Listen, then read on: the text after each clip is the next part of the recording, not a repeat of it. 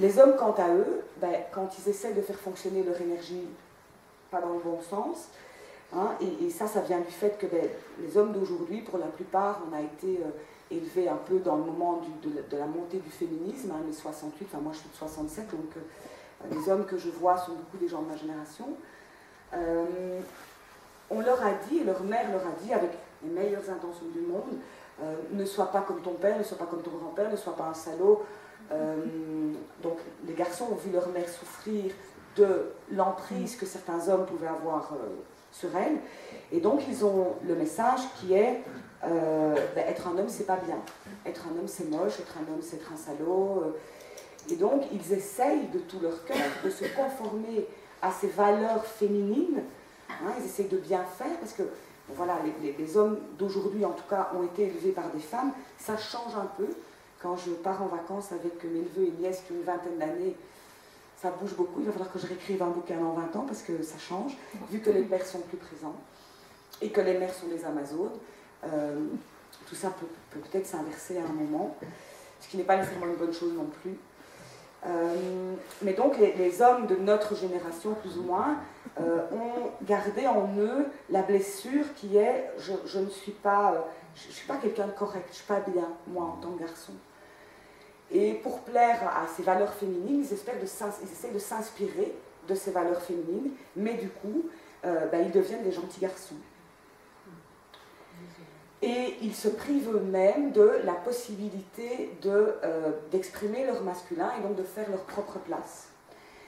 Et dans l'atelier masculin-féminin que j'ai déjà animé plusieurs fois en Belgique, je dis souvent aux femmes, parce qu'on travaille à certains moments séparément, hommes et femmes, et mon collègue Luc Marie s'occupe des hommes à un moment, et moi je dis aux femmes, alors demain je vais vous demander de faire l'exercice très facile, c'est la journée comme tu voudras mon chéri. Comme tu voudras mon chéri, c'est ce que tu veux, on fait comme on veut, comme tu veux, on fait à manger ce que tu veux, on fait à manger à l'heure que tu veux, on fait les courses quand tu veux, on va se promener où tu veux.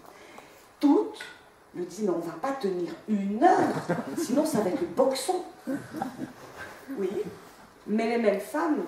me disent après dans l'intimité qu'elles n'ont plus de désir pour leur mari et qu'elles fantasment sur le prof de tennis des enfants, le moniteur de ski du Club Med, ou le plombier éventuellement s'il n'est pas trop mal fichu.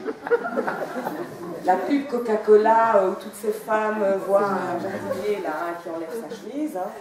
elle est très représentative du fait que la femme, pour que son désir s'anime, doit être en présence non pas de sa gentille sœur, même dans un corps d'homme, mais en face d'un homme.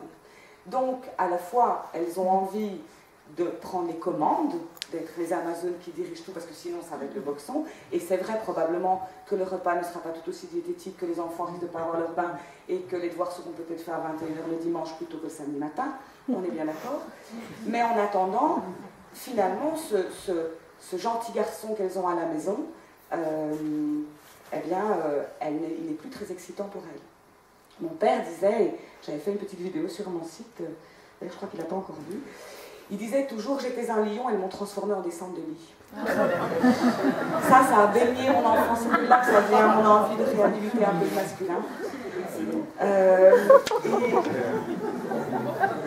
Je me demandais pourquoi il disait ça, parce que c'est un homme qui était quand même assez colérique. Et en fait, par après, j'ai compris à quel point se sentir coupé de ses forces le mettait en colère et le faisait qu'il exprimait le masculin négatif. Donc, moi, j'étais avec un double discours. À la fois, il faisait un espèce d'aveu d'impuissance de carpette au pied du lit, et en même temps, avec sa grosse voix, il se mettait en colère, etc. Et donc, toute petite, je pense que ça a façonné mon cerveau pour aller réfléchir à tout ça par après. Mais donc, voilà, après, j'ai en effet constaté, et Arnaud Desjardins le dit très bien dans son bouquin « Pour une vie réussie, un amour réussi », qu'à force de chercher à aller se nourrir d'une énergie qui n'est pas la nôtre, nous les femmes, on devient les Amazones, on transforme les hommes en gentils garçons, c'est peut-être plus sympa que descendre de lit, mais après on fantasme sur le moniteur de ski.